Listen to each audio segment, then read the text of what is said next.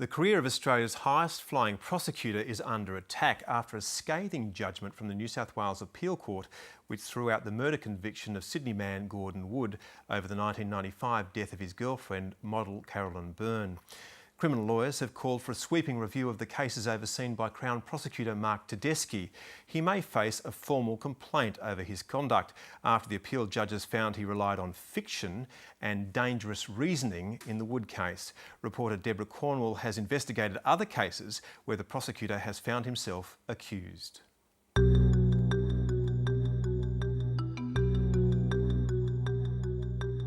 For more than 2 decades, Crown Prosecutor Mark Tedeschi has been the star performer at the most infamous murder trials in the country.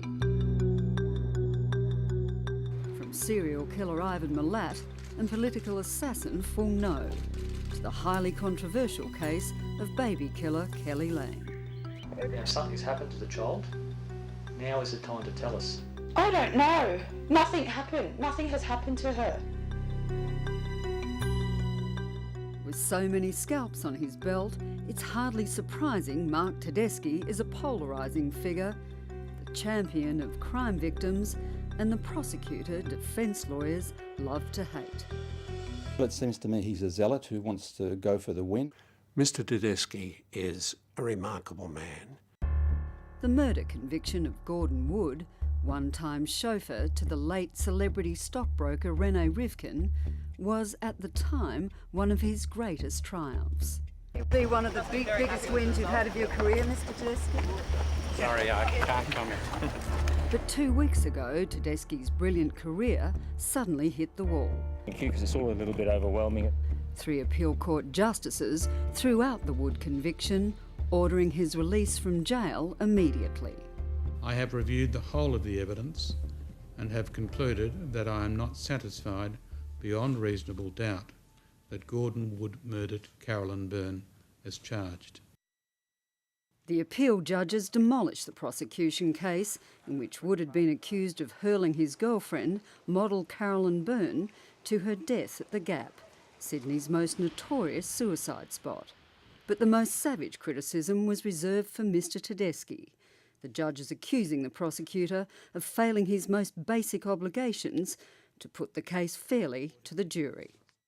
Instead, they said, Mr Tedeschi had tried to bolster the Crown case by resorting to fiction, impermissible reasoning and innuendo, including rumours Wood had been in a sexual relationship with Rivkin. Here we go. And a series of unsophisticated experiments which were used to convince the jury Caroline Byrne could not have committed suicide.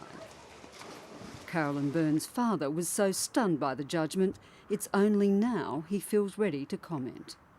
I was hurt and shocked by the judge's comments because they were unfair. And I know, and I've got to know, Mark Tedeschi and his team, and I have the highest regard for them. They are beautiful. They are diligent. They are just a credit to the legal system. There are many who criticise Mark Tedeschi. I think the average person needs to think about the track record of someone like Mark Tedeschi, the achievements and the ethics and integrity he's displayed over many decades. Such was the ferocity of the attack against Mark Tedeschi. He now faces what may prove the most challenging battle of his career, having to defend himself to his peers. But Mark Tedeschi's detractors say he does have a history of complaints. In fact, he's the only prosecutor in the state who's ever faced a legal tribunal over allegations of professional misconduct. To date, though, not one complaint has ever stuck. Once we relieved, we've finally been exonerated after 13 very long years for me. Former Ananda Marga member Tim Anderson pursued Mark Tedeschi for 12 years after a 1991 appeal court decision threw out Anderson's conviction for the murder of 3 people in the notorious Hilton Hotel bombing. The Legal Aid Commission laid almost 50 complaints against Tedeschi to the Bar Council. None of it came to anything. And we see the result with the Gordon Wood case. 20 years on, the conduct hasn't changed at all. The pattern is the same. Solicitor Paul Kenny says he was another Tedeschi casualty. Yes, I would say that. Kenny had been an undercover detective in the New South Wales drug squad when Internal Affairs Police charged him with conspiring to pervert the course of justice and demanding bribes from a heroin dealer. It was Tedeschi who led the prosecution. If you're a police officer and you're charged, in effect you're finished. Your career's finished and you're ruined. I told them from day one what a terrible mistake they'd made. I totally destroyed my life. The prosecution ultimately withdrew the charges. Tedeschi later castigated in a judicial inquiry, Justice John Naden noting he found it frightening that Tedeschi didn't even concede the possibility that Kenny was innocent, and his whole case had been based on the word of a couple of crooks. But again, the inquiry found no evidence Tedeschi had acted improperly. I've read Gordon Wood's judgment by the Court of Criminal Appeal, the comments by the judges, and they're very similar to the situation that I was in. It seems to be a very similar course of conduct by the prosecutor. You're supposed to present credible witnesses. The prosecutor is probably the loneliest job in court. He cannot give press conferences. His actions in court are the only way he gets to communicate. Defence lawyers are quite rightly passionate, very active in the media and can say what they like.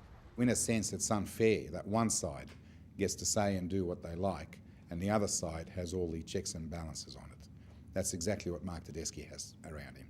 But Tim Anderson says Tedeschi's very combative advocacy style has been part of a dangerous trend among Crown prosecutors for decades. In the 80s, there was a culture where people on the prosecution side wanted to see the gloves coming off a little bit more, and that's precisely what the judges have criticised, really. That abuse of power is what's being criticised now. I'm looking at it from a perspective of someone who's had over a decade involvement in homicide investigations, the last 4 years as the commander of the homicide squad. I can only say that, thank God, that Mark Tedeschi has been a Crown prosecutor in the state of New South Wales. Gordon Wood's story is now the target of a major bidding war between the TV networks. There's so many people in there who don't have any family, whose friends have dropped them, and who can't afford lawyers. But after just 2 weeks as a free man, Gordon Wood has already declared he has a new purpose in life, as the champion and poster boy for victims of injustice. I don't care what Gordon Wood's doing or where he is. Diligent men and women who know more about this case than anyone. They have told my family and I to our faces, your daughter did not commit suicide. Your daughter was murdered. The jury got it right. The judge got it wrong. Deborah Cornwall there.